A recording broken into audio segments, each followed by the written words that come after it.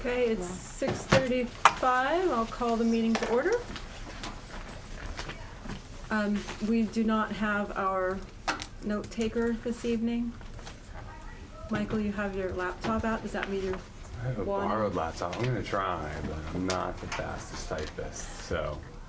Okay. I would be willing to reconstruct it from the tape and do it. I'll just hack away at it Okay. too. Gives me Alright. something to do. Okay. Okay, thank you. Yeah. Sorry So- Tori couldn't be here.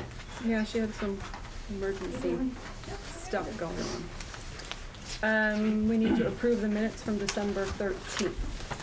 I make the motion. Is there, second that motion? Any discussion? Notes, changes? I had a question. It wasn't a fait accompli that we were going to do the bid process for the lunch program. Is that under new business? It was under the second paragraph under the communication. On the draft of the minutes. Farm to school? Upcoming bid for the school food services. I didn't hear where it was in the. It's right here. In the second paragraph under communications. Yeah. In the middle of that paragraph. Okay, gotcha. Okay. If we were to do that, I would contact Stephanie. But because I haven't talked about it with anybody other than at the board meeting, it's not, Okay. and that's something I feel like I have to work with central office on doing that, and So, I haven't talked to them about it. What about, and a possible or potential, or would that be a good remedy, or just get rid of it? In regards to the farm school.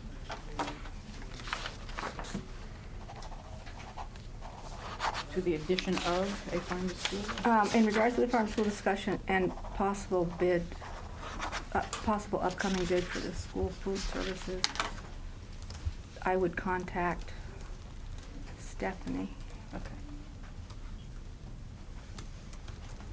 to be part of that process.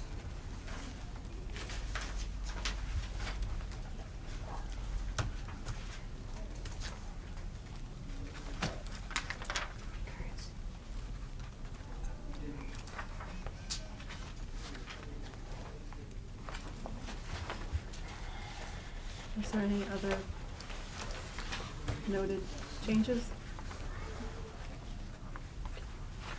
Yes, Jody? Well, I was just questioning in the, under administrative report, where it said that there would be a study committee meeting this Thursday at 6:30 in Putney. Did that happen? Because I never saw it advertised and nobody seemed to know anything about it. The supervisory union meeting. I mean, a supervisory, I said study committee, sorry, supervisory union meeting. It's under administrative on the third page, is it? We did have an We SU meeting. had it, and you were there. Or you showed up maybe for there was a study committee right after. I remember seeing Yeah. you that night in Putney. There was both meetings, that's right. Yeah. Oh, and that was after this last meeting then? Yep. Okay, then I've got Yes. my dates mixed up as to when it was. Okay, thank you.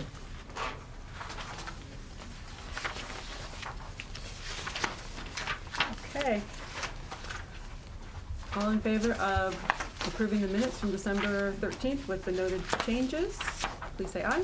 Aye. No names or abstentions. Okay.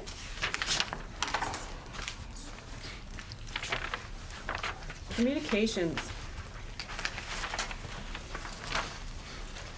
I had one from the Reviews of Dummerston about their upcoming deadline. They wanted everything by today, and I did to reach out to Linda Rood and get an extension for the budget article, Okay.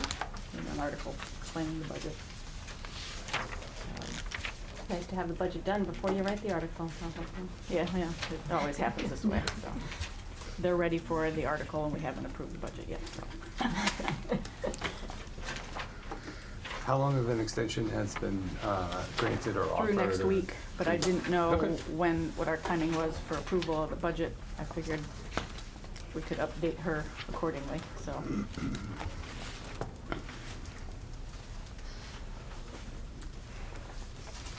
So should we table that discussion until we talk about the budget maybe? Yeah, I'm just Christina, we sharing the can't hear you. communication. So should we table talking about writing the article until we've talked about the budget? Thank you. Yes, I think we should. I had communications back and forth with Dan regarding the solar contract and also with Alliance and all of that thing. So I think we should talk about the solar contract issue when it comes up in the agenda. And the Alliance Mechanical, He was here. Okay. Yep.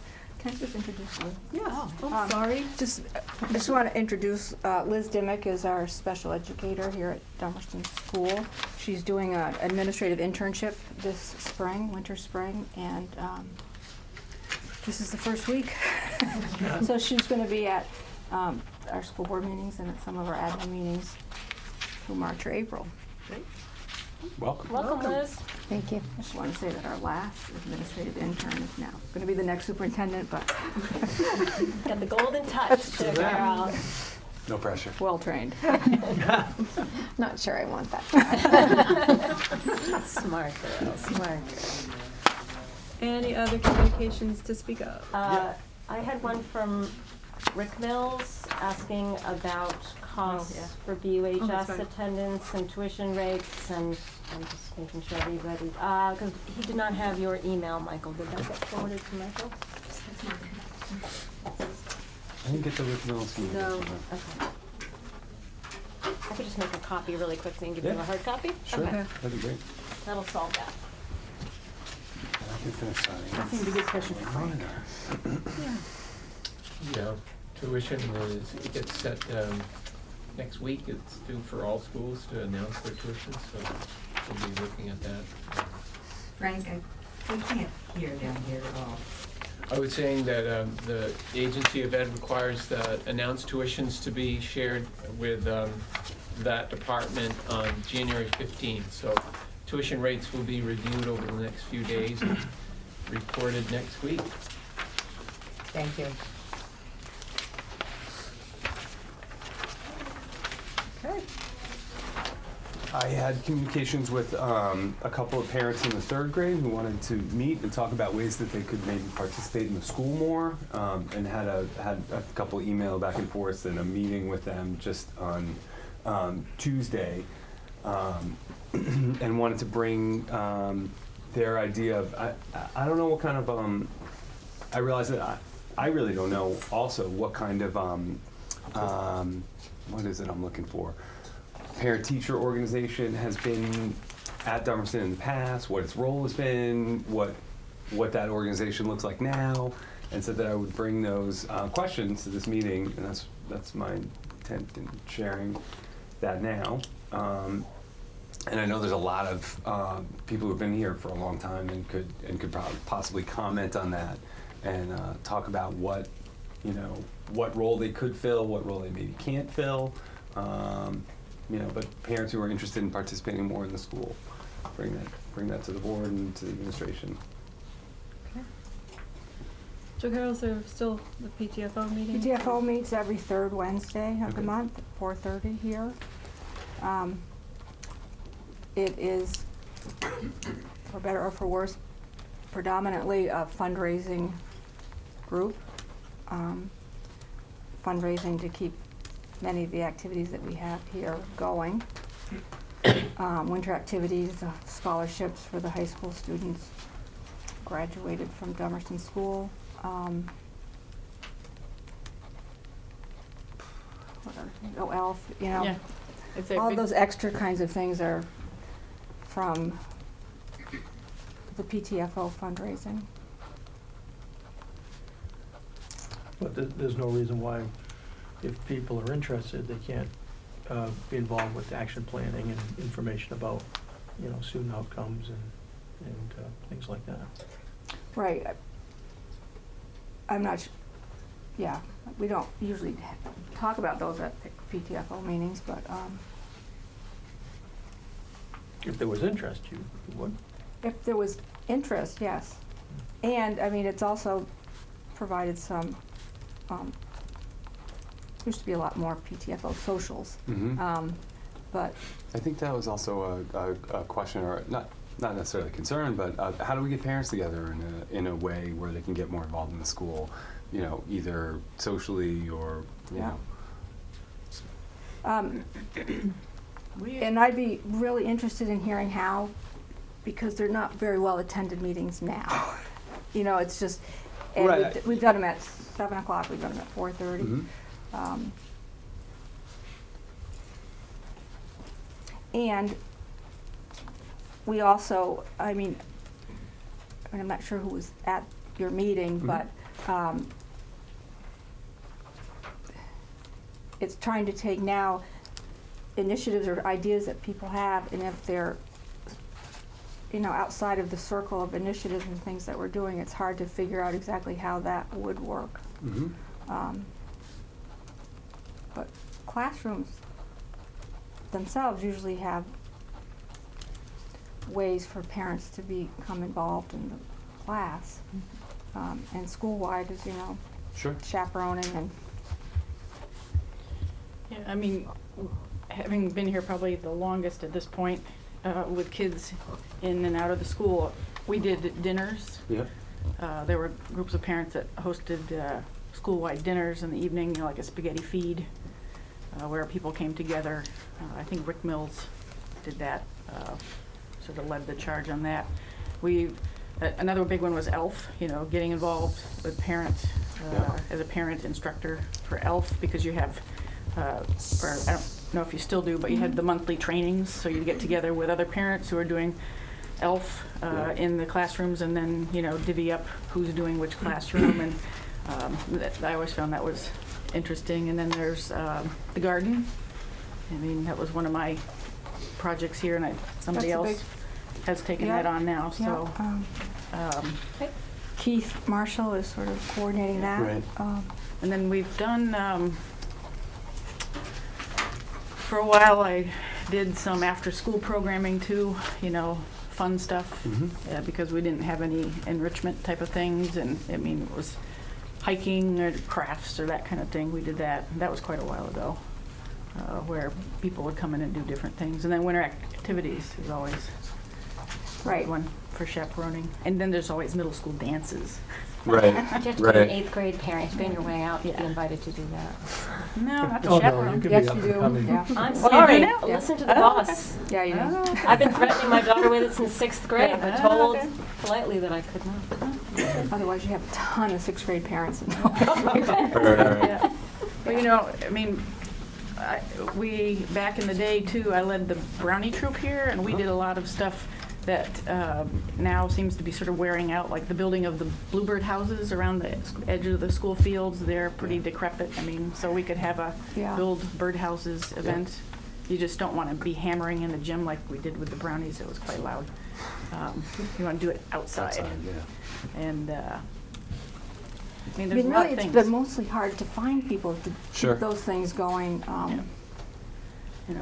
I wonder if perhaps we have a bit of a marketing problem too, that we're not really sitting people down at the beginning of the year and saying, these are the this is what we need to help things keep going, and that people, if they found out about them, I mean, I found out about ELF because like Steve Capel kind of, hey, you look like you'd be interested in doing that. But to list all the opportunities, because the parental involvement makes the school go around, and I think if we could convey that in a way, and I don't know what the best format would be for that, but I think sometimes we fall down, people are like, how do I get involved? I've heard that more than once. So, you know, you have that historical knowledge, but how do we market that in a way that people can hear that not only are there opportunities, there's a need for people to fulfill those opportunities, and it benefits their child, and it benefits all the other children as well in the school. How can we do that? Well, I can tell you Okay. that we have it in the handbook. It goes out in the beginning of the year in the letter.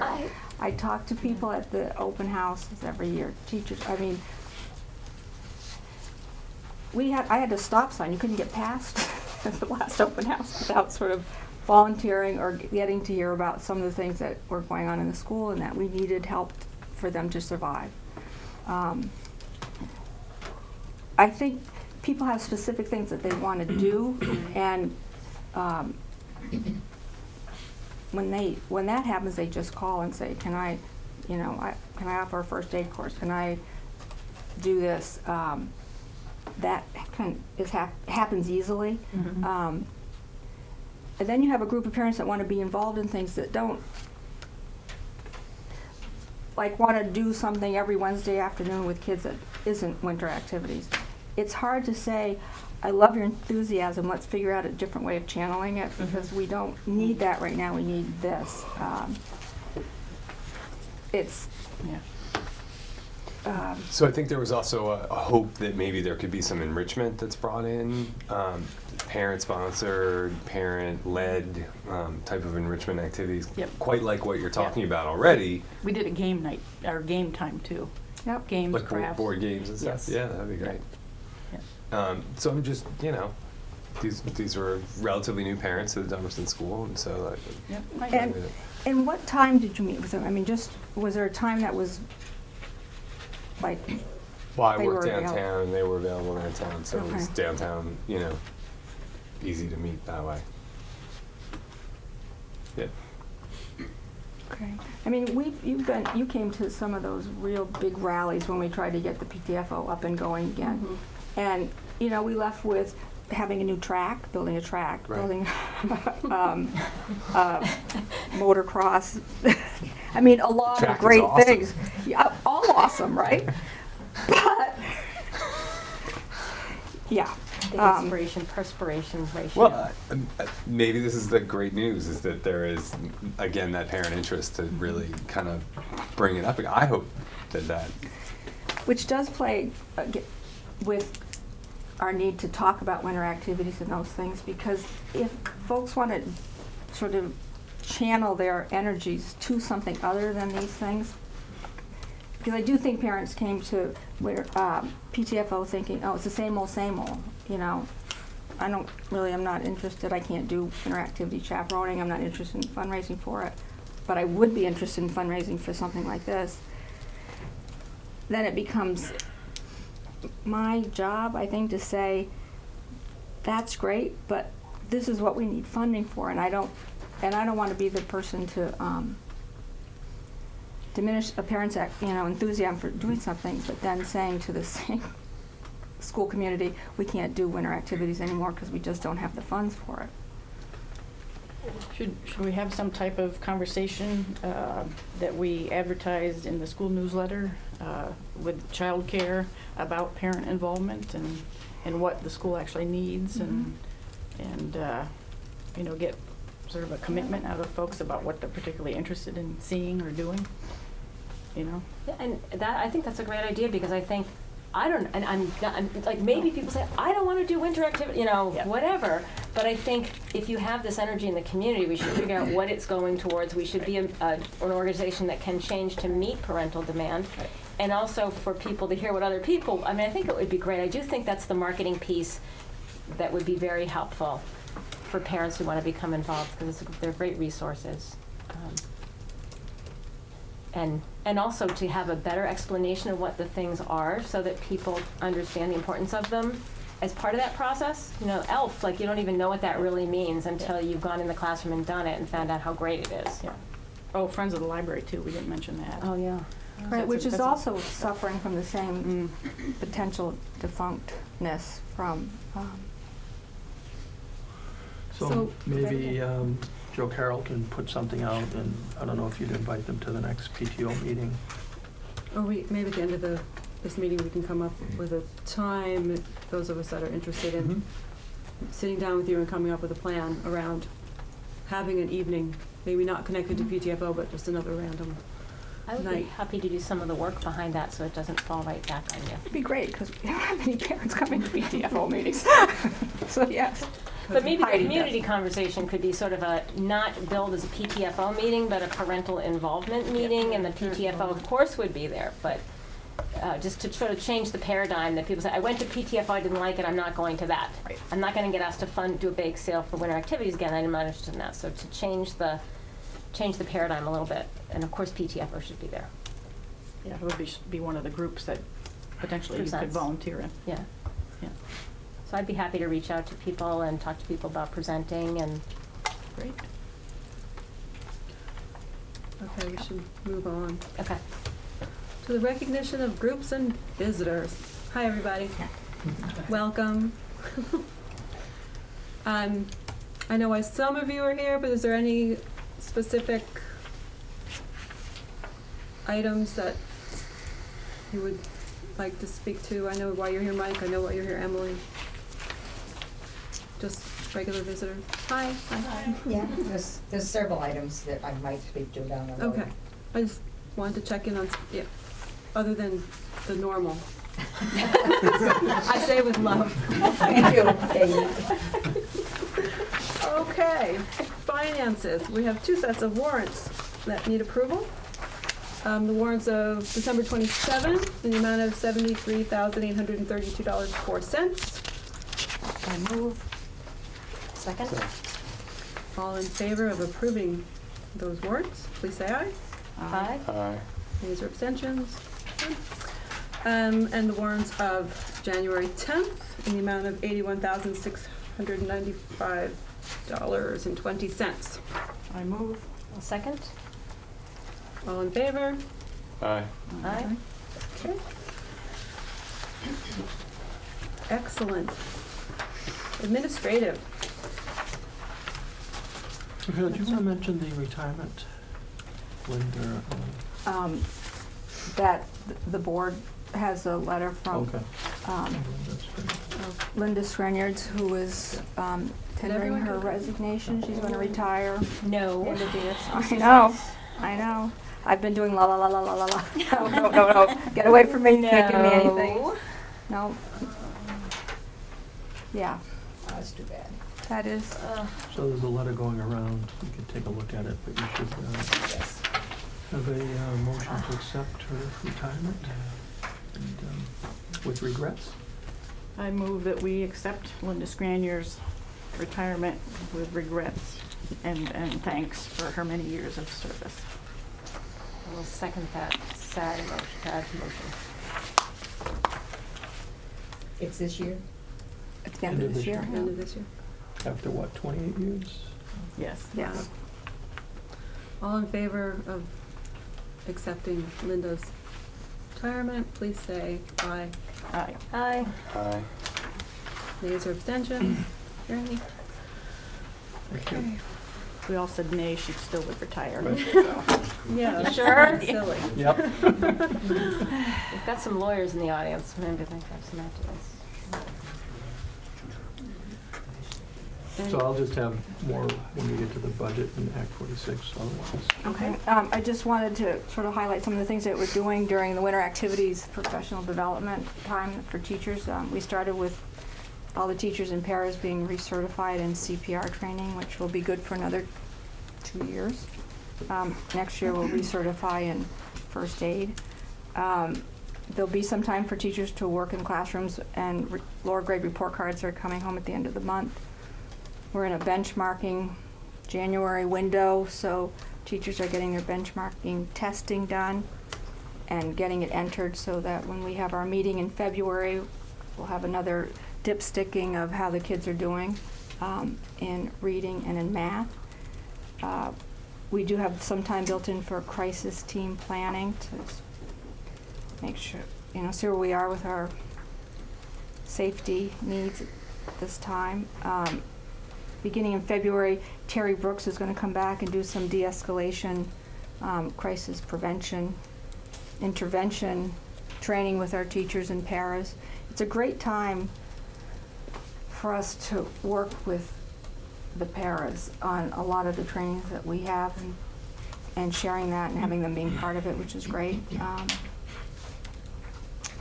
And that's it.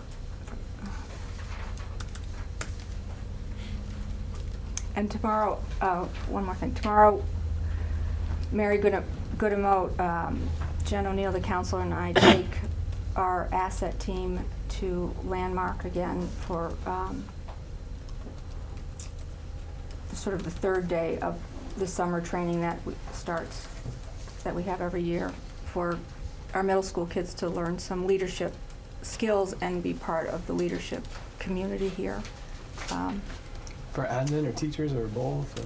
For students, Oh, 6th, 7th, and 8th grade okay. students. Sorry, I missed. They This is, have, can I just add? Yeah. This is a follow-up to the middle school leadership program. Okay. And so we have 89 middle schoolers, along with about 15 adult supporters. We also have high school students that will be running 2 workshops with the younger students, so that's pretty impressive. And just a shout out to Landmark. SIT was going to host us, but they had pipes frozen and their whole dining area washed out. They couldn't do it. So today, Landmark offered to host us, so Wow, that's good. that's Nice. awesome. That's awesome.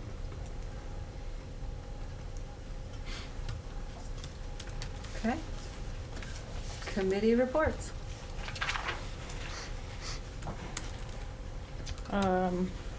Well, Act 46, we met yet again and collected feedback on the 4 articles that had changes, and the Dummerston feedback on leadership councils, the staff being nominated by the staff was incorporated into the articles, and then also in Article 7D, which is about school closure, we added wording about after consulting with community stakeholders. We have that specific language that the unified board will, so that we specified that we will be reaching out. I mean collective we, not me, but a unified board would go out and talk with the community, different sectors from the community before acting on any school closure. And I have revised copies when we. Oh, great, okay. There was some question about, like, you had said, like, select board, and we were a little concerned because someday Brattleboro may not have a select board, so we talked about governance stakeholders and sort of changed the wording a little bit from what we came. But the essence of the Dummerston wording is now in the document. And then we reviewed the timeline, which, are you going to talk about timeline Well, in your meeting? Or? I guess before we get on to So, Act 46 committee reports, I think you have an SU Finance Committee meeting coming up. yes, we do on next the week. 19th, Yes, so. yep, um, we have that coming up too. So, So looking at the agenda, unfinished business, we have the draft budget. We want to make sure that we have a review with Frank on that, and then Act 46, so Yep. however you want to do this. And I know Mike's here to speak. Right, so let's, Frank, do you mind holding off on the budget so we can do No. Act 46 first? No problem. Okay, just continue circulating. So Okay. I'll give you the latest draft with those changes that Amy just mentioned.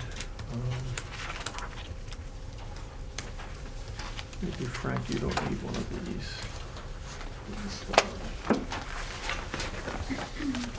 Thank you.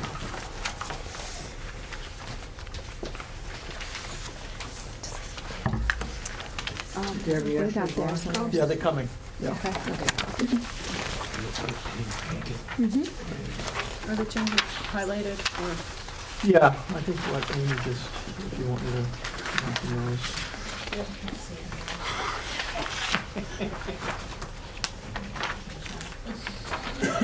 7D, it's highlighted, it's on page 7. It's italicized in the middle of the page there. So that middle paragraph was italicized, now it's kind of in there for good. But we added that phrase, as Amy said, after consulting with community stakeholders. But we did have this, Christina mentioned, discussion about select board, parents, community leadership council. And I guess the people felt it made sense just to leave it broad enough that we get input from all stakeholders, community stakeholders. Then, no changes on Article 8 and 9. Everybody's happy that board members would be elected by their own towns, and then that 2 at-large would be elected throughout the whole district. And then Article 15 on page 10. Again, Amy mentioned this, it's the second paragraph on page 10. Leadership council shall include 1 staff member nominated by the respective school staff and appointed by the district board chair, so that's new language. And then the other italicized thing just remains from the last discussion. The unanimous vote of the unified board shall be required to alter or remove Article 15. I think that was it for changes on this. We should highlight the fact that we received an email from Lori Frechette, the town clerk of Dummerston, that there were 107 signatures on a petition to revote the release of Vernon from the Union High School District. I think there was 86 needed, so 107 is, as she says, well above the 86 needed to call for a revote. We do have the article language here, and we've got a new time frame related to a revote. So, the revote will be on February 21st from 9, the polls will be open from 9 to 7. So we need to approve this article so we can, or make a motion, someone needs to make a motion, but I'll read what the article says. Shall the Dummerston Town School District ratify the withdrawal of Vernon Town School District from Brattleboro Union High School District Number 6 under the terms of the withdrawal agreement approved by the boards of school directors of the Vernon Town School District and Brattleboro Union High School District Number 6 on October 24th, 2016. I move. I will second for the purposes of discussion. So, can I ask, or, you gonna go ahead? Go for it, go. Is this the same wording as last time? Yeah. Okay, so identical wording. Why And was, that's by statute, it needs to be. Okay. why is the 21st, that's school vacation week, right? You know, we had met with all the town clerks before the December 13th vote? And they came up with that date. They thought that made sense. And I think, in fact, with Dummerston, Lori felt like it's tax collection day, I think it is. And she felt like they'd get more people coming out that day.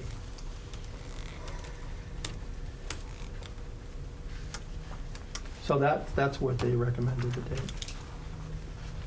But the date that we had talked about in the study committee had also, you said that had been checked with Lori Frechette. We had talked about town meeting day and the Act 46 meeting. That can't be, because a February date for a revote pushes off the March 7th vote to, the earliest would be like April 11th, and I have a schedule. if you Right, want that's to what I see thought it. we talked about. The study committee was in April 11th. The That's for the merger. merger. Right. Yeah. So this Let's needs see to this. happen before that. So March 7th would not allow for an April 11th vote, is that what you're saying? I'm curious to see this. Yeah, the reconsideration vote doesn't allow for a March 7th vote. There's not enough time. Because once there's a reconsideration in February, there needs to be a window of time for reconsideration of that. So that pushes the March 7th date off to, the earliest would be April. I'll give you these. You have one? Yep. I've got a few extras here if you want to look on. I can look on it too. Yeah. So if we just, once we get these out, I can. Okay. Comment. I didn't see that on the agenda tonight about voting on that, voting on when to take the vote. No, it's not on the agenda. I mean, I can just. Yeah, if you, respond to that. yeah, if you just want. Yeah, I mean, let this him is, respond. can we add items to the agenda after it's posted? The law, it's VSA 312. Law is amended in 2014 to state that any item may only be added or removed from a meeting agenda as the first order of business. Right, at and you the didn't do meeting. that.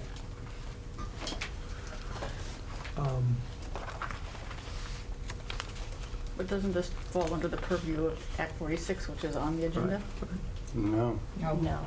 this has to do with, Oh, that's whether right. It's to right. release. Yes. This is us. Yes.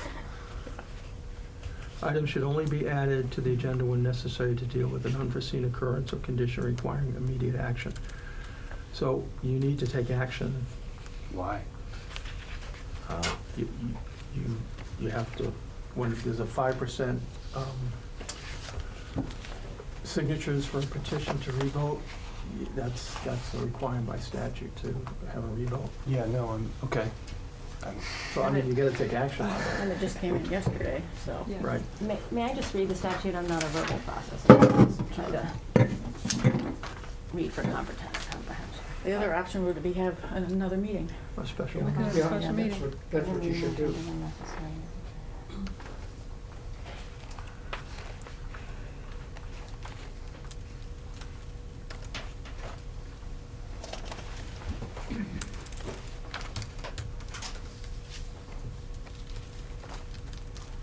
Yeah, the way I read this, it says that if you're gonna make that change, it has to happen as the first meeting, and you should only do that when necessary. So I think if it wasn't the first item on the agenda, if it's an actionable item as this is, we should do either a special meeting in 24 hours or a regular meeting in 48 hours.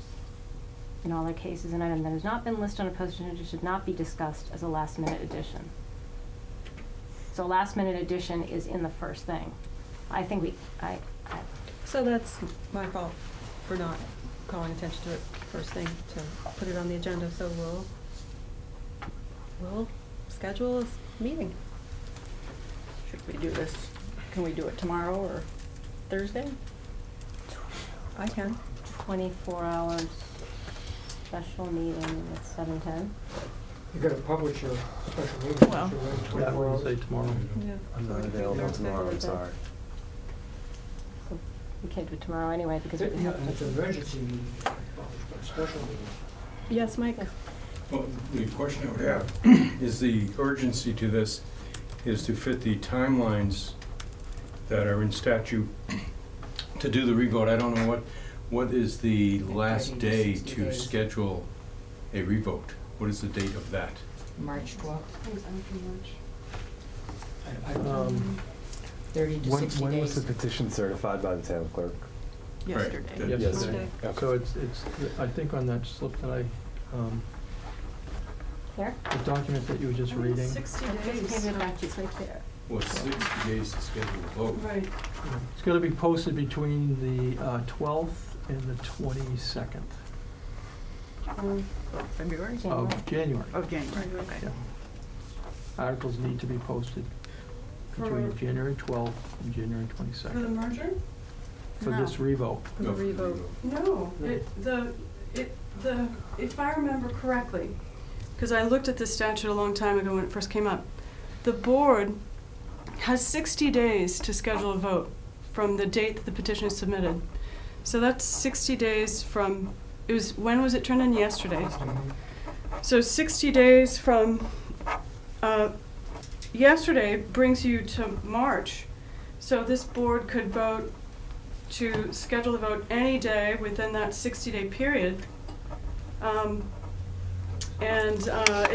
You have to have the 30 to 40-day notice requirement, right? Like that's true of all votes. I'm curious why it wouldn't be set for town meeting day. Well, according to. Frankly, we can't discuss this anymore.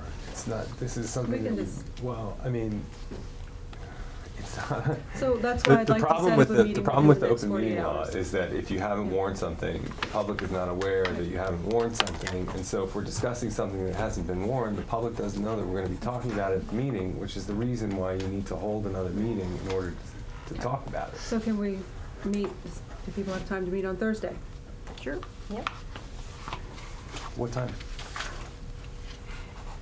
5, there a study 5:30, committee 6, meeting? what works for you guys? 6 works fine for me. Yeah, I can do 6. Here, at 6? Okay. 6 o'clock on Thursday. The 12th.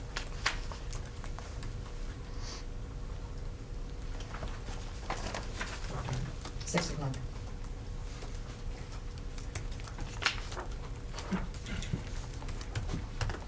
Thank you. Sorry about that.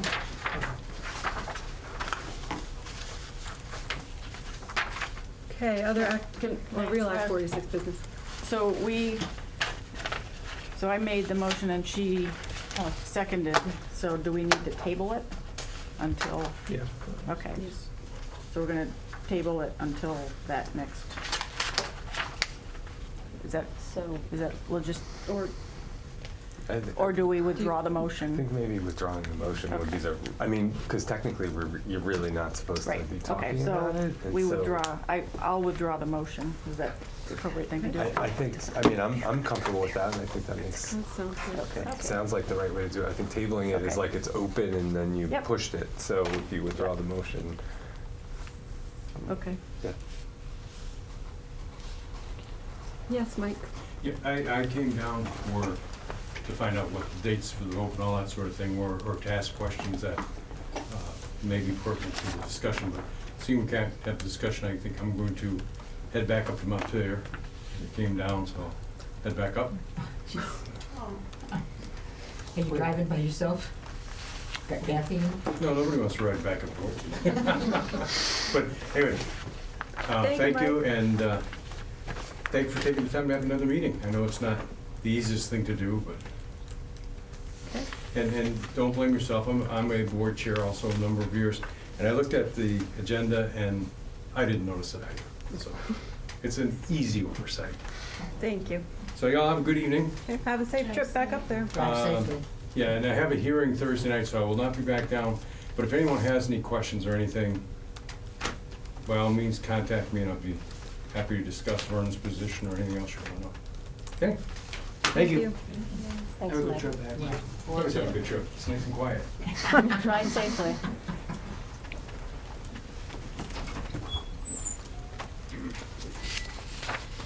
Okay, back to Act 46.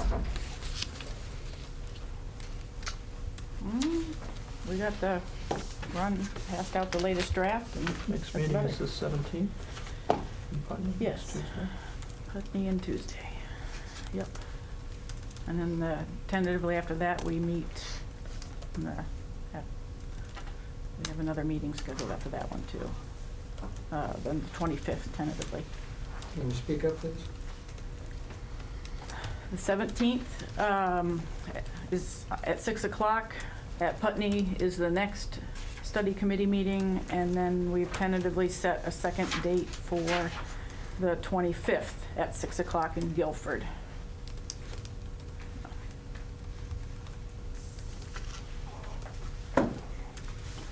Thank you for speaking up. Okay, shall we move on to the budget, the draft budget? Sure. So you have your draft from our last meeting, and there has not been any changes to that. Do you have copies of that? We have some extra copies.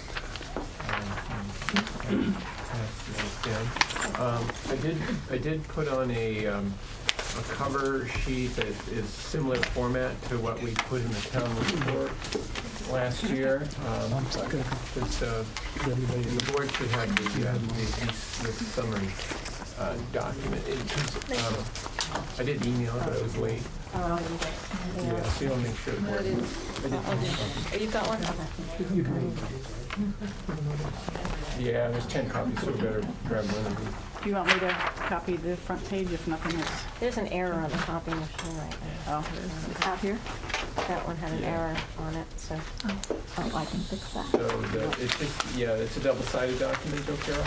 Okay. So, yeah. This is all you want, yeah, one. Yeah, unless board members need the other document that you had on the 13th No, I have of that. December. Yes. Okay. I didn't look at the answer.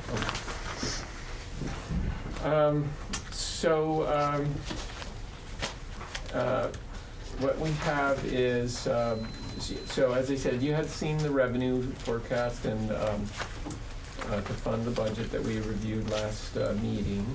I did add the enrollment statistics there to lower third of the page. That includes the pre-K kids, so 161, 167 students, 160, and then projected 155 on that first page. And that's not equalized, that's just kids. And as I say, it includes, the 155 includes 15 pre-K. And you know they're not here, but they're in your budget, so that's why they're on this document. Your fund balances, so we've talked about also, and actually I had given you a summary of this earlier, but you recall we ended the fiscal year with a deficit fund balance in the general fund.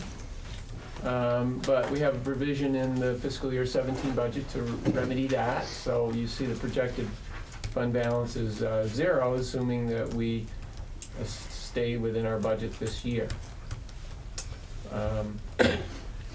So basically that's just a little refresher. When we look at the next page, the tax estimate, again, I've given you a preliminary of this. The only new information I received since our last meeting was the CLA, so I've put that into this document. Common level of appraisal, that is line 32, about midway down. Dummerston appears to continue to see property values decline in terms of their sales against tax assessed value. Not a significant change from the current period to the next period, fiscal year 18. But so line 32, you see Dummerston is seeing the common level appraisal statistic go from 98% to 103% to 106, and this is 106.5. And that means that the transactions that are reported to the property valuation review by your listers are reflecting sales that are less than tax assessed value, and as a result, the funding formula allows for a lowering of the equalized tax rate. So that's what line 31 and 33 illustrate. We go from line 29, $1.91 if we don't change anything in this proposal. 68% is the Dummerston pre-K through grade 8 proportion of your pre-K through grade 12 enrollment. You've got 68% of your students here, or you're paying for them in your early ed budget. So the funding formula takes 68% of your $1.91, and that's $1.30. Okay, and then the CLA, you see, knocks that $1.30 down to $1.22. As your CLA goes up, your tax rate goes down, because the theory is that you're overtaxing your public based on recent market transactions.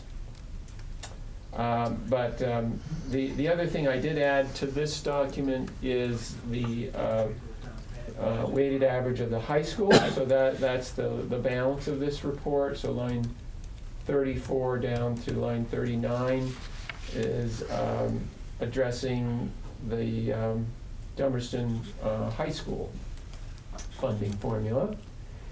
And the way that works is when you see that line 35A, $1.72, so that's the high school rate. And the way the funding formula works is the elementary district rate of $1.91 is prorated at 68%, which is the proportion of students. And the $1.72, the lower rate, is weighted at the balance of that proportion, which is about 32%. You see that on line 36. So you add up $1.72, the Dummerston resident would take on 55 cents for the high school funding. And then they add the two numbers up, the $1.22 and the 55 cents to get to the $1.85. And then the CLA drops that down to $1.37. So the CLA is adjustment. $1.73, I'm sorry, I mixed those numbers, yeah. And the CLA adjustment there is only on the 55 cents, not on the $1.85, right? It doesn't get 106 twice. It's on right? both, it's on both, but it doesn't. Different yeah, you lines, don't- right, you okay. don't- Yeah, you don't. It's just weird they don't put it there, so I couldn't see that. Mhm. So again, if we didn't do any changes, so your total tax rate, that would be the school homestead tax rate, if the state left the indices as they are, which there are several in here that they will be reconsidering between now and June, then we would see an estimated tax rate of $1.30, $1.73, up 3.5%. So the other thing that I had mentioned to you is that we have exceeded the spending threshold that triggers a penalty. That you see that on line 16. So this budget with $3,105,000 less some revenues up $240,000, which we can talk about, divided by 156 kids is $18,318 a student. And the threshold is $17,386. So the state is going to assign a double taxation on the difference, $932. They add that back to the $18,318 to get to a tax basis on the $19,249 spending. We talked last time, I think I wrote a note, it's about $145,000 if you wanted to get down to the $17,386 number that we would have to reduce, or you'd have to go and find $145,000 in revenue, or a combination of the two.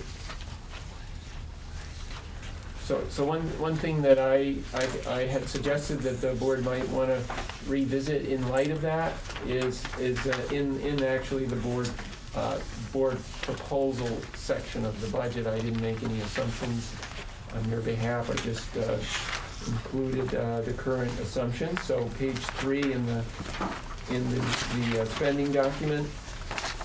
Remember, we had talked about there was essentially a reserve that will help retire the current deficit, but the reserve is put in the legal fee line, $26,000. But if you wanted to reconsider whether or not you need that, that would be one way to start chipping away at $145,000 excess over the penalty. And then Joe Carroll and I had a brief conversation today, and I don't think anything has come up since the last meeting that would cause us to suggest that we revisit any particular program. So, right. So there's my overview for you. Happy to try to answer any questions. Yeah. So I have a note that on that legal fee, $5,000 to drop $21,000. Yeah, I don't have that. Sorry, what did you say? No, I don't have that. I have a notation to drop it by 21,000 and leave 5,000 in there. I mean, your history is. Kind of like you're reading my mind, Ron. I'm kind of thinking. I don't know if we talked about this or not, but your history has been under, $1,000. I'd like to see it dropped lower. Maybe you leave 3,000, 2 or 3. Yeah. Can I ask you, Frank, a question about the tax, the formula? Yeah. So line 15, that's the, oops, which one? Yeah. So our equalized pupil numbers, do we have that new number yet? That is the number that's the 56. state's number. On the new sheet, 156.43. Yeah, I have. Oh, Yeah, that is the state's number, 156.43. It's down from Oh, 163.29. I'm looking at the old one, Yeah. sorry. So 156, so that is the. Yeah. And does that, do we have to worry about any phantom students? Well, they're still in play. One reason why that number is down so much, and that's a reason why I put the statistics on the real head count on the front page, just so you sort of have that sense. We do see total enrollment going down. Right. And one of the provisions of Act 46 that is in place is they expanded the hold harmless provision from 3.5% to 10%. So instead of where we used to, the state would say, well, even though you lost 10% of your kids, we're going to only take away 3.5%. That's now 10%. That's what you're seeing. So yes, Okay. that doesn't resolve all of the phantom students. So there's still more in there to go, probably. Yeah, they don't tell me the inventory or however they keep the statistics on that, but I don't believe that we're out of the woods on that. You would assume we're getting close, because Yeah. if our real count is on the first page 55. let's use the 155, and then we take away 15 pre-K, you're down to 140. Mhm. Now, pre-K is allowed to be counted at .46, so now we're gonna add back, almost half of that. So we might be somewhere around 147, but we've got an equalized count of 156. So we can assume we've got a little more pain to hoe ahead.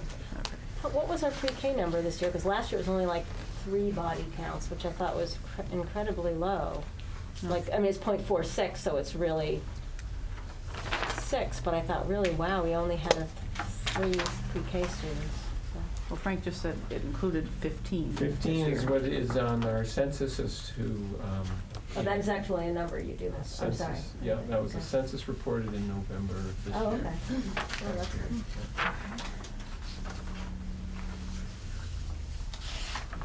Are there other areas in the budget that we could trim back? Well, I've got another way. The tuition number, did you talk to Frank about the expected tuitions No. revenue? Well, we did have an early conversation, so I did add money based on that conversation back in November when we first started talking about the budget.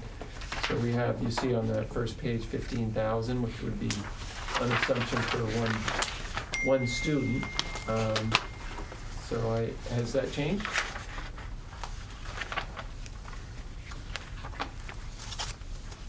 Well, weren't we, Where are you? It's on the revenue. isn't it line. expected that the half tuition will still continue that we're currently Well, have?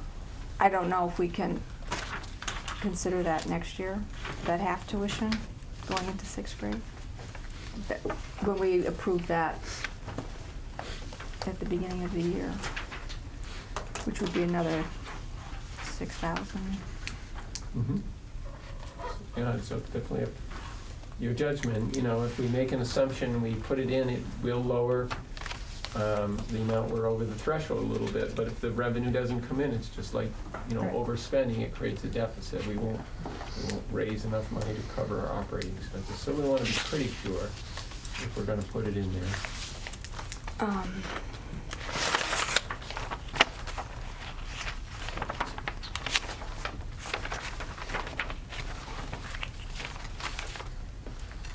Well, with respect to the retirement, do we expect to replace that position? Good question. Yes. We do. We can justify it with this number of students and, I think mean- as long as you run a middle school and an elementary school, okay. yes. It couldn't be a a part-time position for, I mean, I'm trying to think a little out of the box, so that, I do think, you know, it's typical when we have a retirement is that we get would lower. put a, you know, as much as a $20,000 lower Right. salary figure. right. So, I just learned this tonight, so that would be typical. Yeah. Page 6. Yep, that's on your, where you have I think 684,000 elementary instruction, that's where that person would be, in the budget. But we have 2 coaches, don't we? Yes or no? I can't remember. Now we do. Now we do. And we'd have one if we didn't replace Right. Linda. Well, can we answer the revenue question first, though? So What do I'm we looking at the expect? letter that she sent, and it did end with,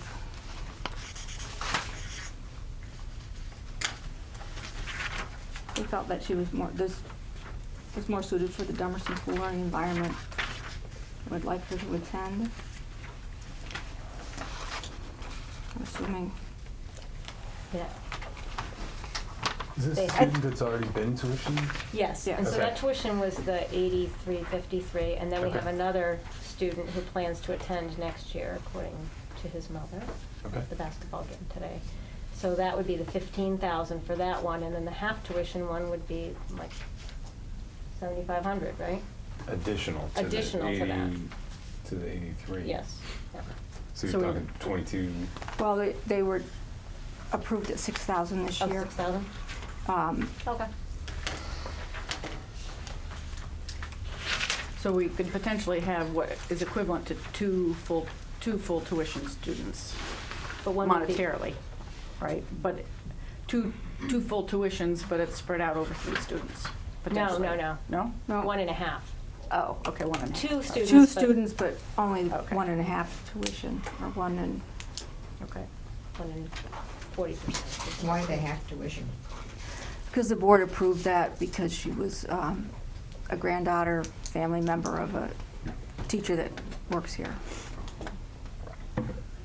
I'm having trouble understanding the difference between $3,245,000 and $3,254,000, and where you get $20,000 deficit. If you, could you explain that to me? On which page? Well, you're on page 1, I'm looking at your budget, FY16 budget, is $3,245,000, and your FY actual, you're saying your total expenditures are $3,254,000. The difference between those two numbers is $9,000 roughly. So I don't know where the 20,000, I'm trying to figure out where the $20,000 comes from. No, if you look at it, the total general fund revenue for FY16 actual is $3,234,417, Yeah. and that is, you add How come- that, how add the come the 20,000 to that, and you Yeah. get the total I see expenditures. where you're coming from now, Yeah. but I guess so you were off in your projections on revenue, is that correct? Yes. We, Your budgeted revenue was off, is that correct? Was it Yes. revenue or also? Well, in It both, was there's a seven. variance in both line items, right? Your total revenue budget's $3,245,000. Yeah. We received $3,234,000, so, you know, relatively close, but there is a small variance there. And then you have a variance in the Any expense? expenses as well. But, you know, in the end, when it comes to budget planning, you always have to focus on the difference between what you receive versus what you spend, because that's your fund balance. That's where you know, obviously you get, it's cash in the bank, and then the claims against those through, you know, your liabilities. And that's what's important about the 43,083, the negative fund balance. It's, you know, it's a cumulative number from the beginning of operations of the Dummerston School many years ago. Every year you take beginning fund balance, you add either the deficit or the surplus, and you have your ending fund balance for the year in which Yeah, you're doing your planning. Yeah, I'm with you. Thank you for explaining that. I'm trying to figure out, so it sounds like intensive services was over budgeted for income, but it got extraordinary state aid too. But the bit, and another deficit is up in your tuition revenue. Yeah, thank you.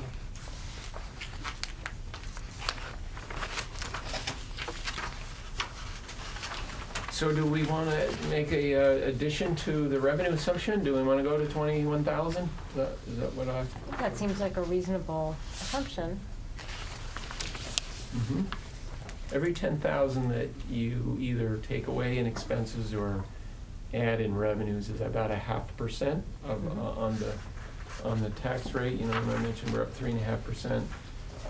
But the 145,000 is, it's a, you know, absolute number, so if you've taken away 20,000, you still got 125 to go if you Right. want to get under that penalty threshold.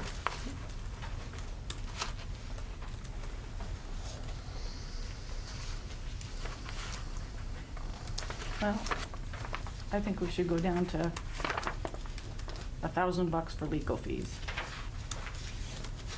That line item. That's what we have. If I remember correctly, that's why you added it last year, in anticipation of this being this way this year.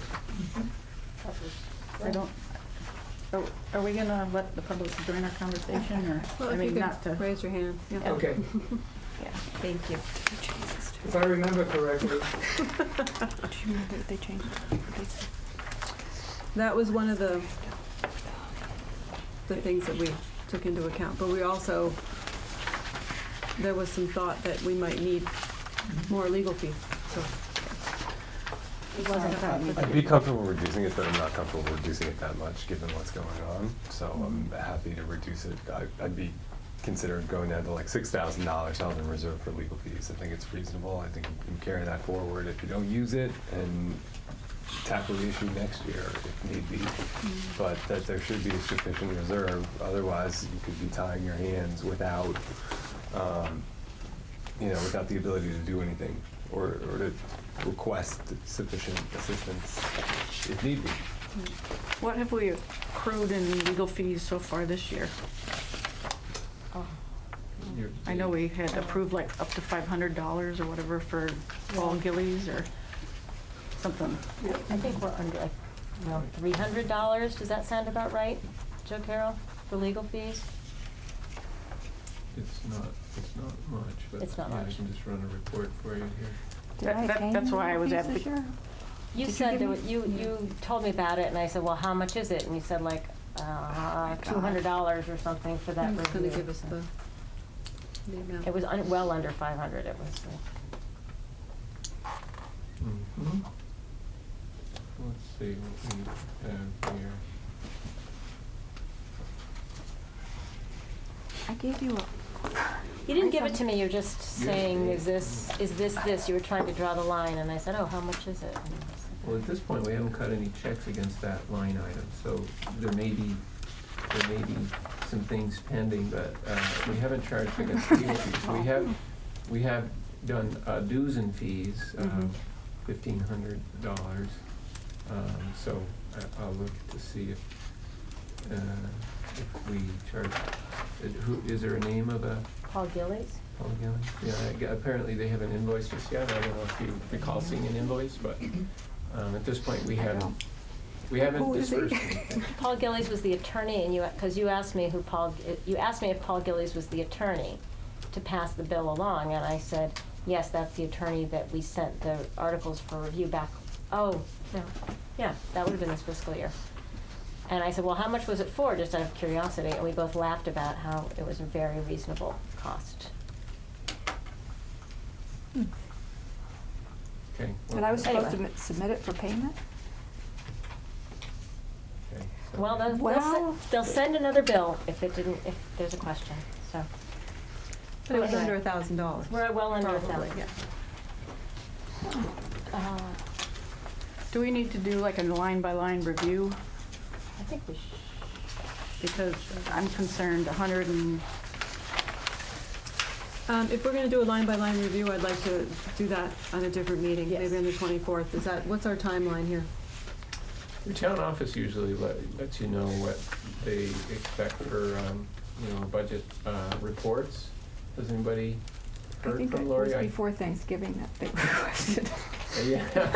And he did early this year. Yeah. This budget isn't done until the third week in January. Yeah, so, and typically it's before what is it, is Friday the 20th of the third week? Yes. The calendar and Yeah. everything. So it's usually, because they're all up against print deadline. I think it would be a great idea to have a working budget session, but I'm interested in just sort of the board's perspective in terms of, are you thinking $145,000 that you're looking for cuts to get below the threshold? I think we need to get closer to the threshold. I don't know, I'm not willing to, personally, to decimate our programs, but I think we need to look seriously at not only the legal line, but this retirement, taking advantage of that, looking at whether or not we really need 2 full-time coaches, or, this is hard for me to say, but It's even harder to hear. I know, But I think we need, but I hear 145,000 and I think of, okay, there's music and art, and we don't want to get rid of those. Those are the great equalizers for our student population, in terms of, But I don't want to get rid of the things that got us so Right. high scoring too, Right. and but, skills lab and the things that, and I'm just thinking too about the things I hear from taxpayers. right, but if we had other options, we could look at that too. Oh, yeah. This may That's be the why- time to look at winter activities and the 8th grade class trip. Yes. And those things that Yep. have been sort of luxury funding, I Yep. think of for years, that Yep. I would like to look at before we look at program. Yep. Right, and I think that's why we have to do it at a different meeting, because I can't even, without going over it line by I know, line, I know. can't even think like, Right. no, there's nothing except for that legal fee that we can even cut. Yeah. So that's how I'm feeling. I Yeah. don't know. What do you guys think? I agree with you. I haven't gotten that level of detail and Right. delved in, and that's my own fault. But at the same time, if we're looking at it that seriously, we should do that, absolutely. And we should do it together as a board and talk about what things, we all as a board value and can put forward, can justify if we're over a cap. Right. Yes, Jody? I just want to echo what was said over here, that I think some of these things are really ideal for fundraising down the road and take them out of your budget. And, one of the things that I think gets neglected in this school system is the fact that there's a whole community out there, and there's grandparents, and there's other than just the parents and the teachers. And the PTFO is parent, teachers, and friends. Or some fundraising to help these programs. My 2 cents. And can I just add, with respect to the 8th grade class trip, that was fundraising, and it became so difficult. Yes. I know. That we, as a board, opted to add that nominal amount of money in there just to take. and- But it was fundraising by the class, and I'm not thinking of fundraising by the class, I'm thinking of PTFO fundraising, outside community fundraising. I don't know what you're getting in for your, probably nothing anymore for, what's that program that got started when Elizabeth was here? The endowment. The endowment funds and things like that. I mean, I don't know what you've got available, but Yeah. So I forgot another thing to put on the table to it. Because we may never get the level of endowment yeah. that we want for a person, that we might need to start looking at. And I think there are Science people in the equipment. community who don't have kids in the school here who are willing to donate for things. Yes.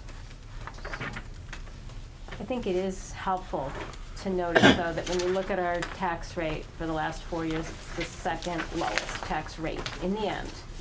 That doesn't mean that I don't think that we should look to save what we can, but because of things that are working in our favor, like the CLA and the high school rates down a little bit from its higher rates, So we saved a penny there. That I would like to get closer to the cap as well, and without decimating programming. Mhm. I think that's what's helpful for, Joe Carroll and I, Ron, is that if you give us a target, as opposed to, by giving us a target, Joe, we can rely on Joe Carroll's expertise and insight into what is the greatest impact in academic and core services in terms of investment that we get from the community support of the budget.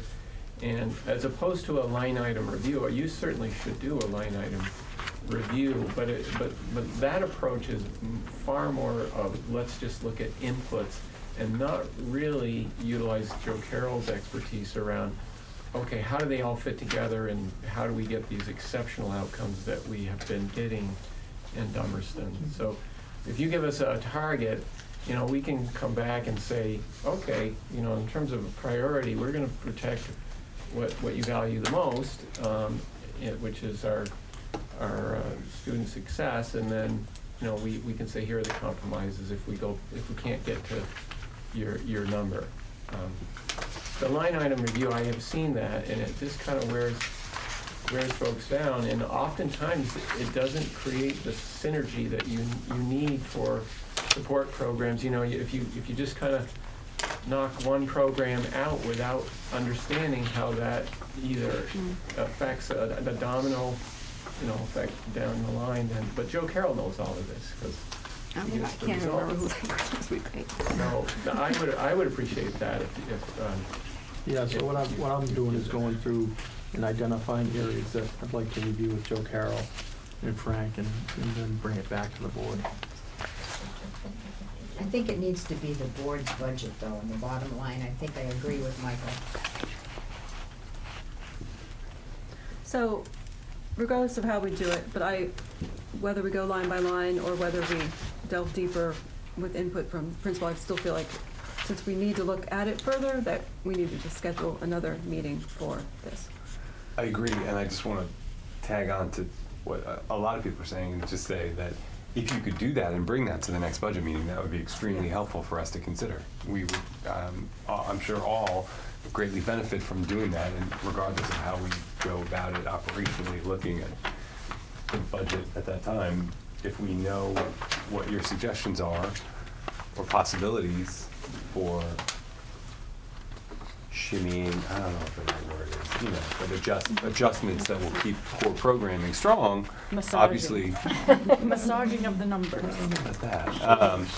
Shaving it? Yeah.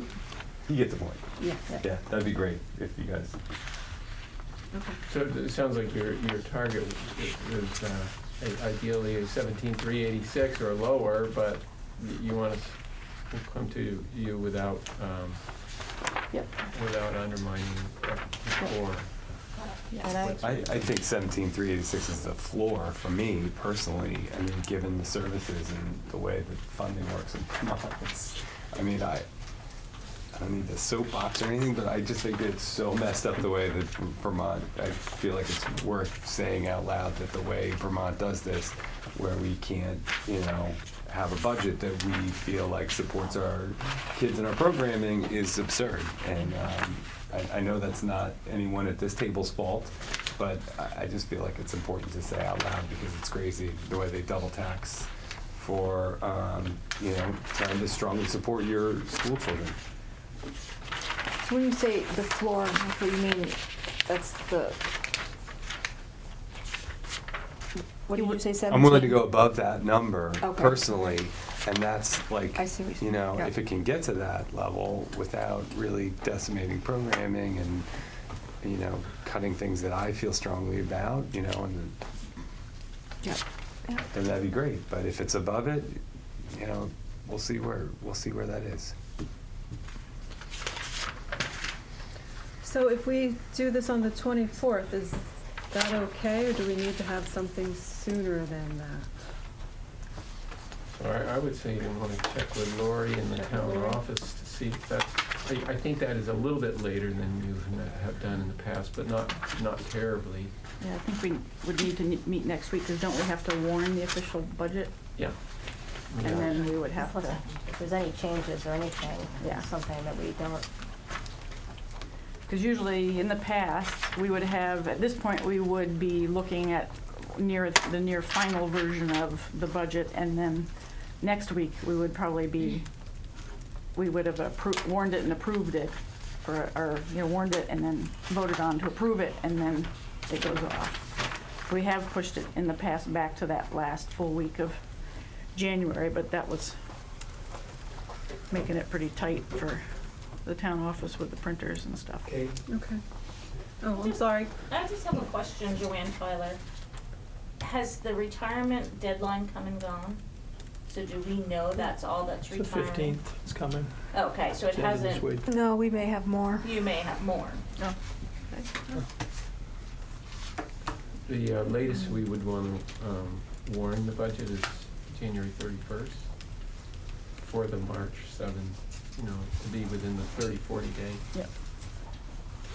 we're coming on the 12th anyway. Is that too soon to have some initial recommendations? Not here on the 12th. Oh, Okay. Well, how about a week from today? 17th? We have a work Study session. committee.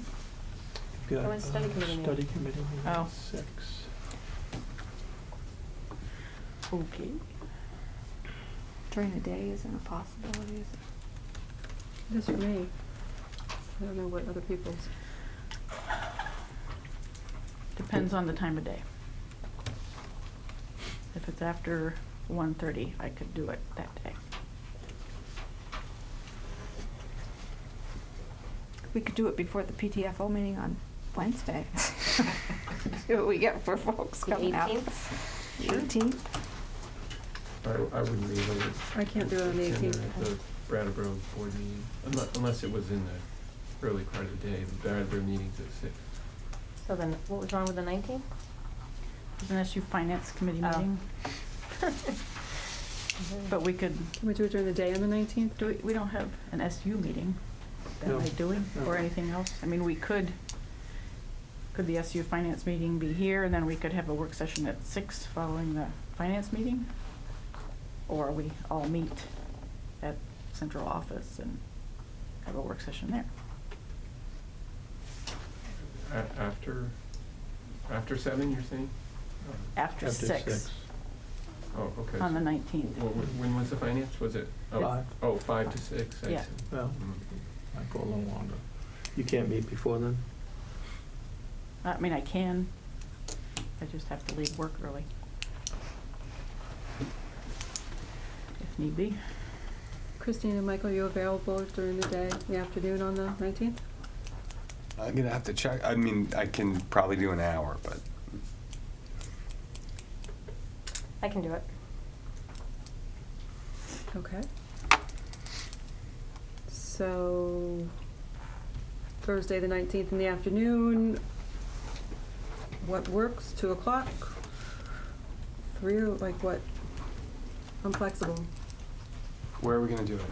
What if you did 3 here, and then, my assumption is that we're gonna be able to meet and provide you with some numbers to get this thing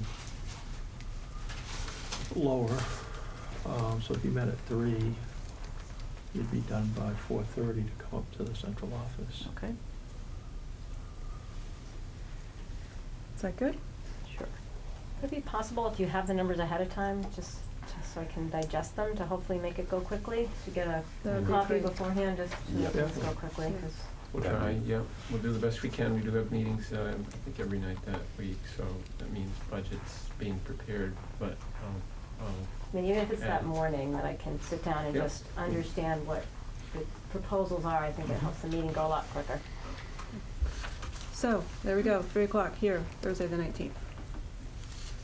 Yes, Inez? I just have a quick question about the budget and also about the WSCSU assessment. So the assessment is just a little bit over what we would need to shave from our budget, and obviously you can't shave that whole assessment. But this board, other than through its rep on the finance committee at the SU, doesn't have a lot of control over what that assessment is. And I'm wondering if the Finance Committee has done a line-by-line assessment of its budget to see where it can make cuts, because that's a pretty significant way to lower the assessment to the town school districts. One other concern that I have, and I'm not sure how this works, and maybe Frank can speak to this, is my question is, does the assessment include, funds that have been spent on study committee expenses that have not yet been reimbursed by the state? For instance, I know payments to the attorney for the Act 46 study committee, only half of the attorney's bills are paid, and then at some point they will get reimbursed. Is that reimbursement going to be reflected in next year's assessment? So those are my two questions. A, has there been any effort, or has the Finance Committee done a line-by-line on the SU budget? Yes, It has. And, line by line, months by months. We started this back, in October? And we met weekly, I want to say, October through November into December, meeting with all the, like Marissa Duncan-Hawley and Shelley Wilson, to look at the special education budgets line by line, curriculum and assessment. I mean, it is definitely a more comprehensive review than we've done here for our own local budget. We also reviewed the funding formula and made a recommendation to move towards a formula that was fairer to everybody. So that's reflected in this budget. So yes, more than due diligence was done on the SU budget. Can you explain the funding? And were cuts made, is my follow-up question. Yes. Okay. Yep. Can you explain the funding formula? You want to? Sure, I yeah. don't- So the state has, through Act 156, required special education programming to be coordinated and dispersed from the supervisory union. So that occurred in 2012 and then was required to be fully implemented in 2015. And that means that the hiring had to be from the SU so that there was a central, single employer that would then be able to allocate resources where student need was. So it was just this fiscal year 18 that we're planning for, that the state finally said, okay, now we're going to match the revenues that go along with reimbursing special ed costs and put those at the SU where the expenses are. So in doing that, it made it difficult to follow the old cost allocation methodology, which was basically a weighted average of proportional enrollment. So it was 60% of regular ed for each school as its proportion of the total SU, and then it was 40% of IEP students at each school. It was a blended weighted average for most costs, but there were other carve-out costs like outside placements. If a Dummerston's family moved in and needed services outside of the Dummerston school, then that bill came directly back to the school. It had to be paid by the SU, but it got rebilled back. Again, that was problematic because the state was going to send all of the reimbursement to the SU, and when you need to match your revenues to it with your expenses to get back to funding programs. So the SU Finance Committee reviewed the old allocation methodology and then reviewed the way to adapt to this change, and they ended up agreeing to use the same methodology that is used for operating costs at the SU, that is also the default in the state law, which is just the total enrollment proportional to each school times the net spending. So that would be spending less the state aid that the state now is sending to the districts. So that is the result, and that's why you see substantial reduction in the special ed assessments at the SU. So in the budgets here, toward the back, you see the special ed assessment from the supervisory union having declined substantially. And the reason why is, so for example, page 10, the supervisory union special ed assessment is down 360,000. And the primary reason for that is that now the SU has the revenue. They're applying that against the expense and they're assessing back the net amount. And that's how that change at the SU level is implemented. So if we have a student that goes out of the district, the SU gets the revenue and then charges the district the full cost? No, Not anymore. the SU gets the bill and pays it, and the SU gets the revenue from the state, applies it against that cost, and then assesses the balance. So if it was $100,000 out, for example, and you got 60 back, the 40% would come to That's right. the schools. The old way was the whole bill would be sent to the district, and the district would get the revenue. And in the end, it's essentially the same effect on the tax rate, because as you saw when we went through the second page there, it's spending minus revenue is net spending divided by kids. So if a net cost is coming into the district, it's the same thing. It's just a way to manage programs, and it's always much better to manage programs when you put your funding in the same entity as the cost. And so how much percentage-wise does the state pay these days? It's approximately 56%. And the feds still way down? Yeah, the feds are still around 5%. Jeez. Poor Jim Jeffords. Yeah, okay, And- thank you. And I have a note in here too that says, looking at our special ed numbers, that says that the net from the previous year is, the net change is down $100,000 from when we look at the district and then the other. Right, yes, we do see special education costs in total for the Right. whole supervisory union they are declining, despite the fact that we have more students with higher needs. Right. It is a reflection of the ability to utilize resources more efficiently. Yes, Inez? I just want to follow up because maybe my earlier question got lost in the fray. But so Frank, from an accounting perspective, how did you deal with all the Act 46 payments that you expected to be reimbursed by the state for eventually? And then, the other Act 46 expenditures, I know when they're spread out over the 5 towns, it's not going to make a big impact on our town's assessment, but how is it dealt with from an accounting perspective? Do you treat it as a loan, or and does it show up in this assessment? Treat what as a loan? Meaning the funds that were expended for Act 46 for the study committee, right? This SU is the fiscal agent for the study committee, so it has made the payments to the attorney so far payment in full, if I'm correct. And then I assume, I don't know if the state has reimbursed the SU yet. I haven't really followed up on my prior inquiries with the state.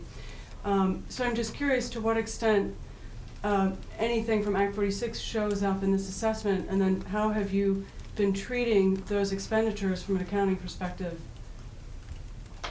So the answer is, with any grant-funded activity, we do have a segment of the SU budget that is it's organized around the funding source. So in this case, this is one of probably 25 different grants that the SU receives and administers.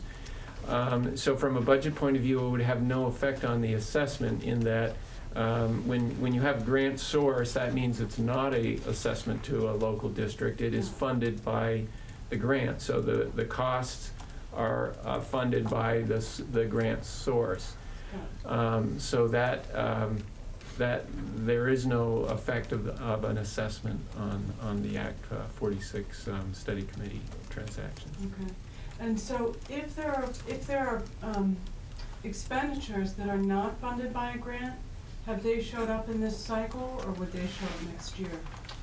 At this point, there is no funding other than what we've talked about in terms of a few expenses associated with information, distribution of information, and that is part of what comes up in a variety of circumstances where a district requires the supervisory union to act on their behalf for a whole variety of professional service So it would requirements. just fall under like a normal line item? Legal services, just like in your district budget here, that legal line item, the SU has a legal line item as well, and that's where those kind of service fees would go.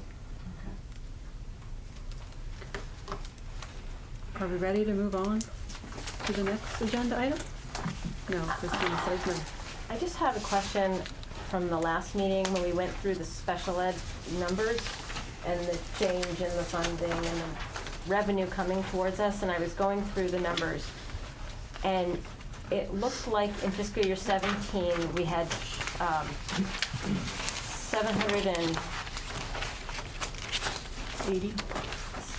755,000.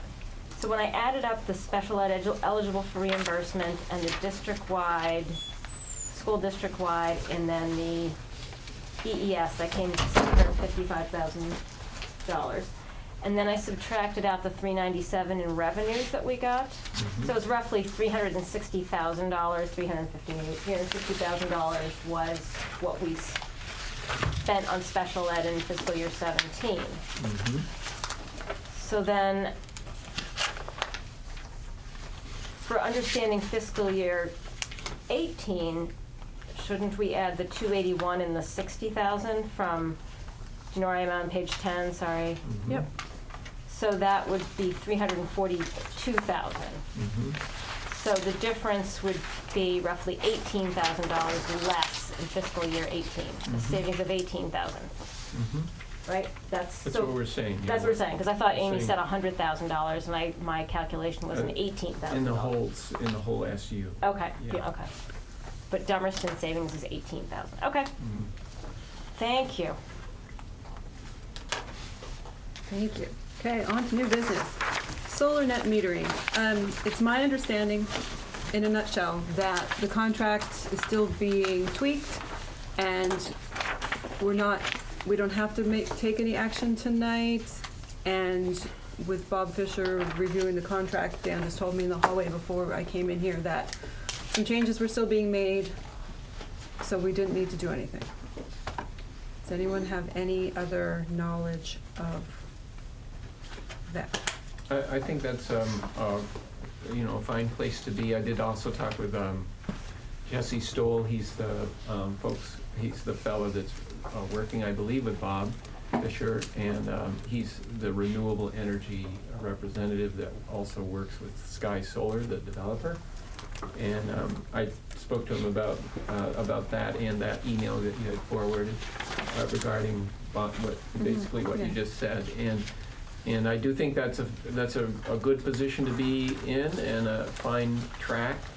He did remind us that everything is on a first come serve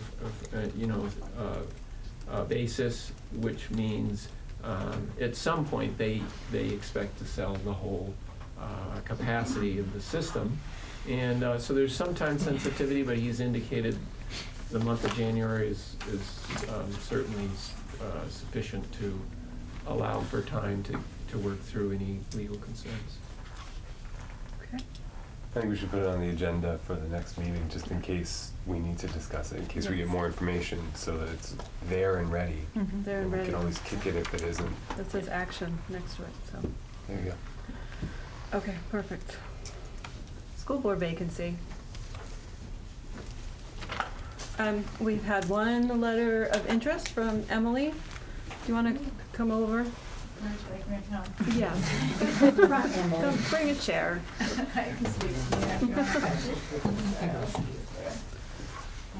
Guess Just one, huh? Yeah, just you. Not looking. All you need. We only need one. Only need one? you know? Yeah. So, I emailed everyone your letter that you had submitted last time because it's still relevant. So, Michael wasn't here during those discussions. So you just want to Okay. tell us a little bit about Yeah, sure. I think why we most interest you? everyone here knows me either personally or professionally. I'm a parent. I only have one school-age child at this time, but 2 more that will be here eventually. Graduate of Dummerston. Was born and raised here. I did my student teaching here under Joe Carroll. Like Miss Dimmick, I'm also doing my principal internship right now in my placement, and completing my master's with that. So both is, you know, a town citizen and a parent. And being an educator. That's why I've been wanting to be on the school board. That's it. Thank you. Haley. Which is great. I thought you pulled out because of your admin internship. And then, is that a mistake? No. Oh, because I. No, I was on the fence, but Oh, good. Okay. since I know there's nobody else that wants to be on the board, I kind of feel that there's a strong need for it. So Yeah. inside, I feel it's the right thing to do. Yes, Jody? Well, nothing against Emily, because I think she'd make a good school board member, but I did just recently watch your last meeting, and you had said that you were going to contact all the other people who had volunteered the last time. Mm-hmm. And I didn't hear from you, and I wondered if No, I you'd dropped the heard. ball on that. So, But yeah. it was Lewis contacted too. I did not contact Lewis. Okay. I mean, I talk to him often because I he's my walked- neighbor, but I did not. I did walk down the hall and speak to Lewis the Oh, other you day. did? Okay, So, because just to be fair to Emily, you know. when I heard there was nobody, I started doing that as well. When I So, heard but there then- was nobody, I was going to volunteer, but I am not going to volunteer because I think Emily is taking out a petition to run in March, I've heard. Yep. And I think that's an excellent idea. And, thank you. Does anyone else have questions for Emily? So I think what we need to do, because I didn't put that this was an action on the agenda, and it's been a bad day for my agenda. How do you guys feel about discuss, do you want to push it back to the 24th meeting? Do you want to talk about it at one of our 2 meetings in the next 2 weeks? Couldn't we do it on the 12th? Yes. Well, that's what I'm asking. We could Like, do You Thursday. said put it on next the week, agenda but as I well. thought for the 12th. Okay. Yeah, Did you next make meeting. signatures? Okay. And that way she could be part of budget conversations and That'd be great. for the workshop session. Assuming. Assuming we vote on. And she'll know she has to get sworn in. Yeah, I'll tell her that. So, we're gonna take action on this at our next meeting, the day after tomorrow. Get her in here in the budget right off the bat. And then you can come to the budget meeting on the 19th, assuming that we vote you on and you get sworn in by then. If she's available. And are you available on the 19th at, Oh, that's early. at 3 o'clock? 3 o'clock. Did you say the 19th or 12th? Well, we're gonna discuss her on but the budget, yeah, At 3 o'clock? 3 o'clock. Yeah, I have a meeting at 2 in Brattleboro, but I should be able to exit there a little bit early. Okay, thank you. Congratulations. Don't say that on TV. She hasn't been voted on yet. I'm not on the board, I can Oh. say that. Moving right along, school land purchase. Christina, you want to spearhead that discussion? Sure. There had been interest from people in town about potentially separating some of our fields from the school in the event the merger occurs, and then having the school lease the land back from the town, so to separate the fields from the school land, having the town own it, and then having the school lease it back from the town for $1 or some such thing. I'm not a real estate guru, I don't quite understand how these things work, but it wouldn't cost the town anything nor the school, but it would protect the land from potential development or selling or and keep it under town control, because flat land along Route 5 is a valuable asset. We had said we'd speak about it and have a discussion and see if the select board had interest in that. So we'd have to meet with the select board if there was interest on the board to do that. Hold on, Jody, we're gonna discuss it first. Michael, do you have any? Sounds interesting. I'm up for the discussion, for sure. Absolutely. I think we should have a discussion with the select board. I mean, it is a resource that's a part of that's my thought. I noticed in the Reformer, on the front page of the paper, a couple weeks ago, there was Putney talking about how they are doing something already to lock up their town forests so that it's not going to be a part of the school assets anymore, where it is part of that now. Well, 200 acres is a little bit different than 5 out here. So, yes, Jody, before I. Well, I kind of started the ball rolling a couple of months ago. I went to the select board and asked them what they would think about doing something like this, because I'm one of the ones that's very, very concerned about keeping it in Dummerston's hands, and keeping it for the rec board and everything else, and not letting it get out. They listened, and I told them at that point that I would come and bring it to the school board, which I think I spoke to Christina about it. And, so this is bringing it to the school board, and I think it's a wonderful idea to do that. And it may not be 200 acres, as Amy says, but it is, as Christine says, flat land on Route 5, development land. It could be used down the road. If it gets into the merger's hands, it could be used for anybody from everywhere. And I think Dummerston loses control of it. So I think it behooves us to bring this to the select board. And quite frankly, I'd like to see it brought as town meeting for the town to decide what to do.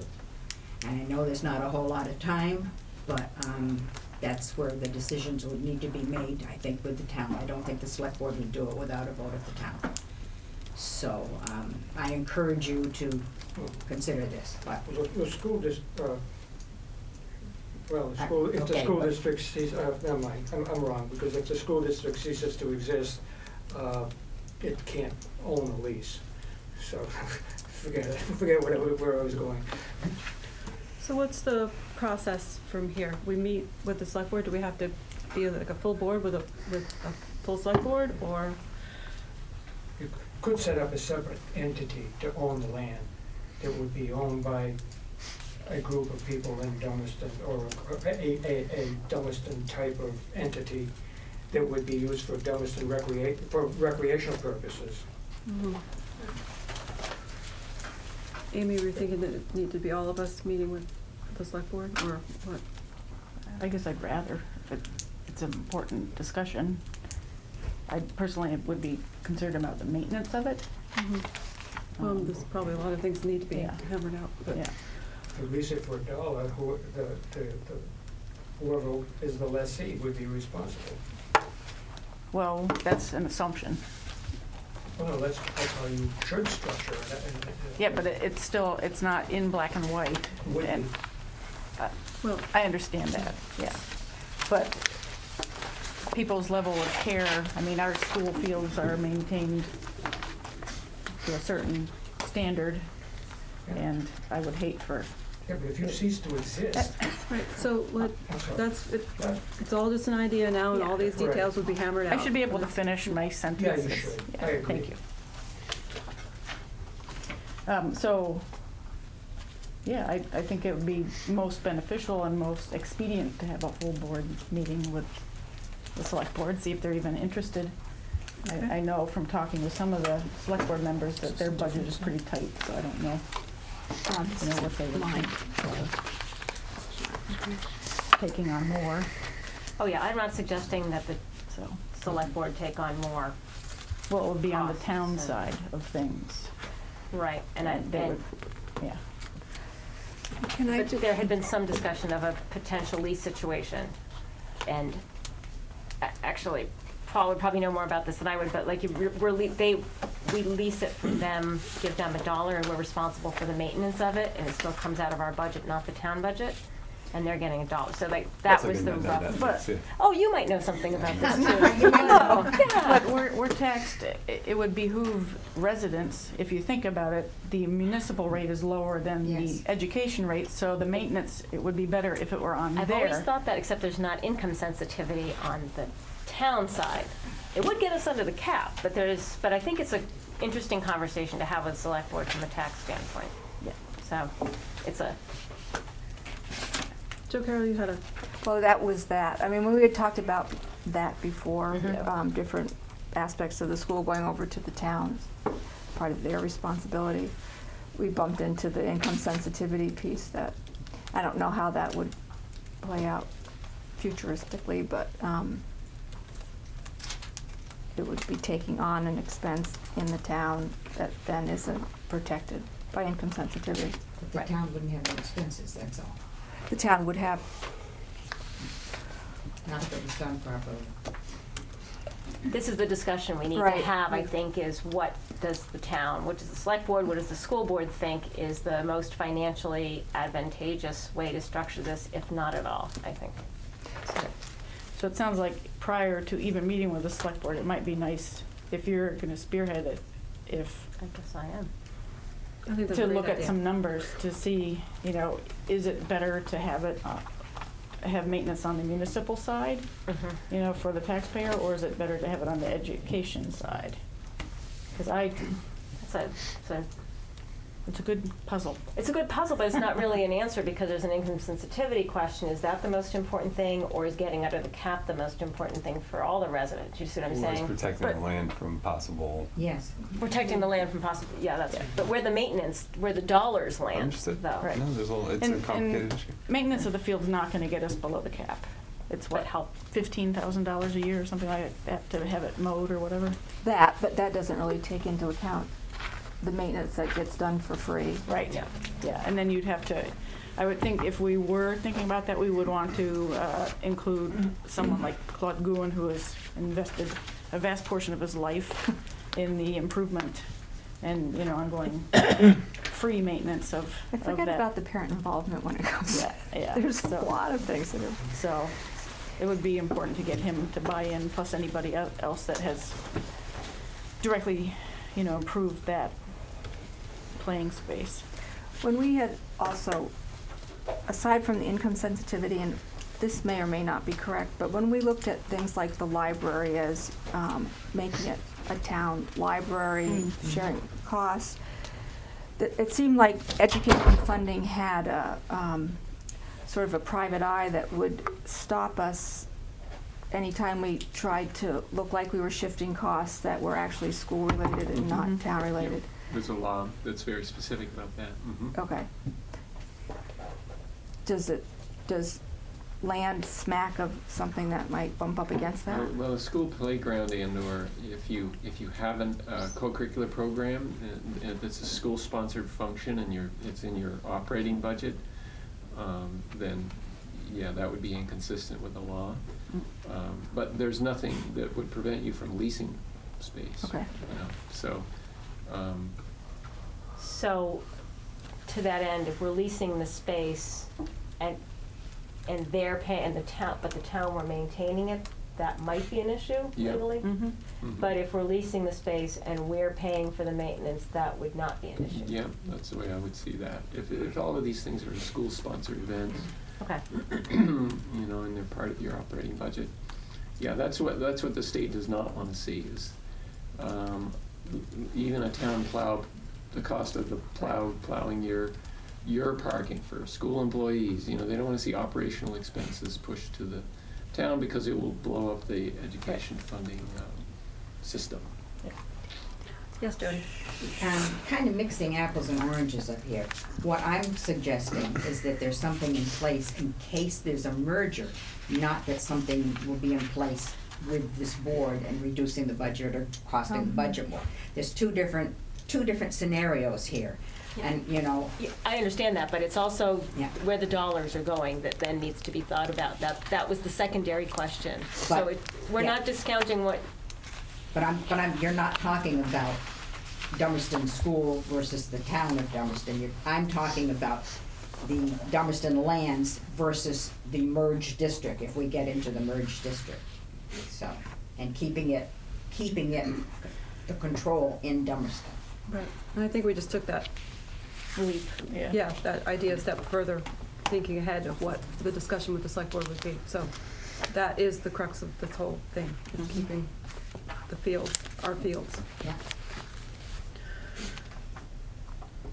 Okay.